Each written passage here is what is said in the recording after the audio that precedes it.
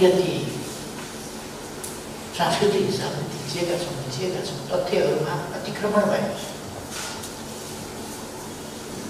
हामी अहिले पनि ठानिरहेका छौँ हामीले सीता भारतका राजकुमार रामलाई सीता दियौँ। भारतका होइन अयोध्याकालाई दिएका थियौँ हामीले। अयोध्या भनेको वीरगञ्जभन्दा अलिकति पश्चिमपट्टिको गाउँ हो। अहिले खडा गरिएको अयोध्या होइन।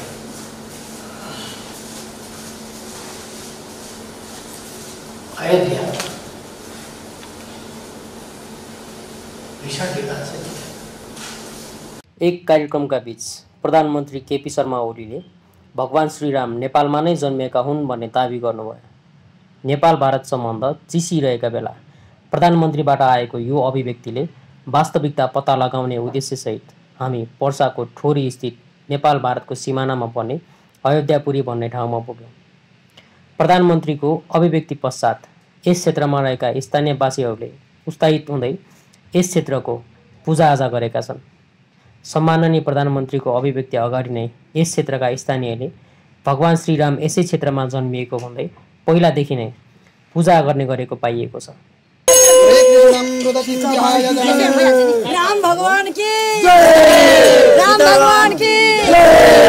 त्यसै कारणले आज स्पष्ट भयो कि इन्डियाले यो भूमि इन्डियामा पार्न खोजेको छ, तर यो भूमि नेपालको हो। आज प्रधानमन्त्रीज्यूले बोलिसक्नु भएको छ कि यो भूमि नेपालको र यो भूमिमा ठोडीको भूमिमा सीता र रामको जन्म भएको पनि स्पष्ट भएको छ। सीता माताको गुफा, धनलक्ष्मी छहरा, वैकुण्ठताल, सुमेरु पर्वत, पाण्डवहरू वनवास जाँदा बसेको गुफा लगायतका अन्य प्रमाणहरू यस ठाउँमा पाउन सकिन्छ।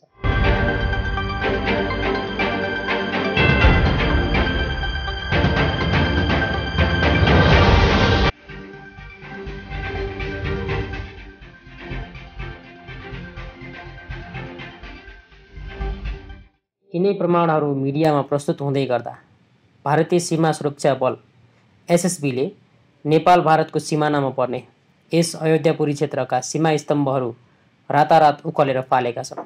हात हतियारसहित सीमा प्रवेश गरेका एसएसबीले राम नेपालमा जन्मिएको प्रमाण नेपालमा रहेको र यस प्रमाणलाई मेटाउन खोज्नुले के भगवान श्रीराम नेपालमा नै त जन्मिएका थिएनन् भन्ने प्रश्न चिन्ह खडा गरेको छ।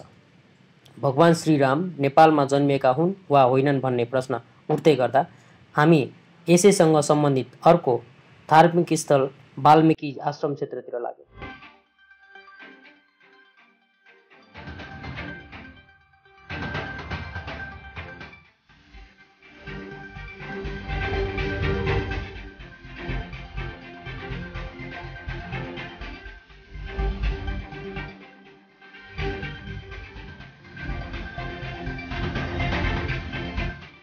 घना जङ्गल, नदी, पहाड छिचोल्दै वाल्मीकि आश्रम जाँदै गर्दा जङ्गलमा हजारौँ वर्ष पहिले ऋषिमुनिहरूले तपस्या गर्ने गरेको स्थानहरू र हजारौँ वर्ष पुराना इँटाका पर्खालहरू देख्न सकिन्छ। यिनै संरचनाहरू कसले के का लागि बनाए भन्ने कुराको खोज अनुसन्धान गर्ने हो भने पनि श्रीराम नेपालमा नै जन्मिएका हुन् होइनन् भन्ने अन्य प्रमाणहरू जुटाउन सकिन्छ।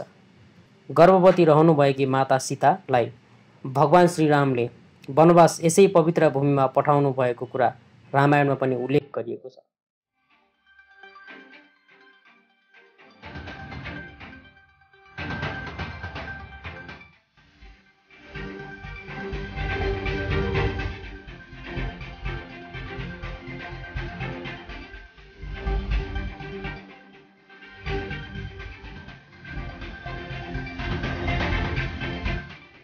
यसै क्षेत्रमा माता सीताले लवकुशलाई जन्म दिनुभएको प्रमाण तथा तथ्यहरू रामायणमा पनि उल्लेख गरिएका छन्।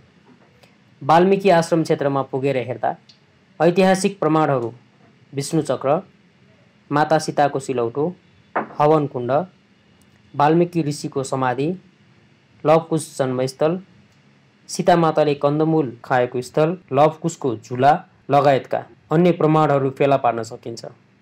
साम्राज्य भएको बेलामा उनलाई वनवास भयो। राजा त्यतिखेर बनेकै थिएन, युवराज थिए।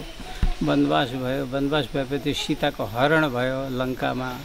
त्यसपछि त्यहाँको युद्ध विजय गरेपछि आएर रामराज्य स्थापना भएको हो। रामराज्य भएपछि केही धोबीको कारणले केही लान्छना सीतामाथि लागेर पछि जनप्रेमी राजा थिए, उनीहरूले सीताजीलाई वनवास दिएका थिए र यिनी आएर यी वाल्मिकीको आश्रममै आएर उनी बसेकी थिइन्। अनि त्यस बेला प्रेग्नेन्ट अवस्थामा थिइन् र लवकुशको जन्म यही ठाउँमा भएको हो। लवकुश यहीँ जन्मे, रामायण यहीँ लेखियो। अश्वमेध यज्ञका घोडा भगवानले छोड्नु भएको थियो, त्यो अश्वमेध यज्ञका घोडा यहीँ लवकुशले पक्रेका थिए। पछाडि देख्नुभयो होला खम्बाहरू सब भएका। र यहीँ पछि राम पनि आउनु पर्यो, वाद्यवश सबै पराजित भएपछि र उनीहरूको सम्झौता भयो। अब सीताजीलाई जाम भन्दाखेरि अब म जान्न, एक बार म निर्दोष थिएँ त दोषी भएँ, अब फेरि दोषी ठहराएर मलाई निकालेपछि मैले जान्न, मेरो पनि आफ्नो स्वाभिमान छ, म जान्न भनेपछि धरती मातालाई अब मैले सबै वचन माने, सब कुछ गरिसकेँ, अब चाहिँ मैले यसको चाहिँ फैसला गर्न सकिनँ। डिसिजन के हो, के निर्णय गर्ने अब आमा तपाईँ नै गर्नुहोस् भनेर धरतीले अब समयको परिवर्तन हुने बेला भयो, हिना छोरी भनेर धरतीमा समावेश भइन् भन्ने पनि छ। यही सीता पाताल प्रवेश स्थल त्यसै ठाउँमा मन्दिर बनिएको हो यो। र सबभन्दा प्राचीन भन्ने त्यो भित्र खाल्डाभित्र देखेका तिनै मूर्ति हुन्। त्यो चाहिँ प्राकृतिक नेचुरल मूर्ति हो। अरू बाँकी जो मूर्तिहरू जुन समय कालमा त्यो बन्दै बिग्रिँदै गरेका, त्यो चाहिँ अब आर्टिफिसियल नै हुन्, प्राण प्रतिष्ठित गरेका। मुख्य चाहिँ त्यहाँ भित्र रहेको तिनै हो। माता सीता धरतीमा विलिन हुँदा यसै ठाउँबाट धरती फाटेर धरती माताले लिएर धरतीमा समर्पित हुनुभएको स्थान पनि यसै वाल्मिकी क्षेत्रमा पर्दछ। अब जहाँ रामचरित्र, रामको चाहिँ नि लीला जो हो सुरु भएकै ठाउँ यही हो। यहीँ वाल्मिकीले रामायण लेखे, यहीँबाट चाहिँ रामायण प्रचार प्रसार विश्वमा भए। आज दुनियाँका घर घरमा रामायण छन्।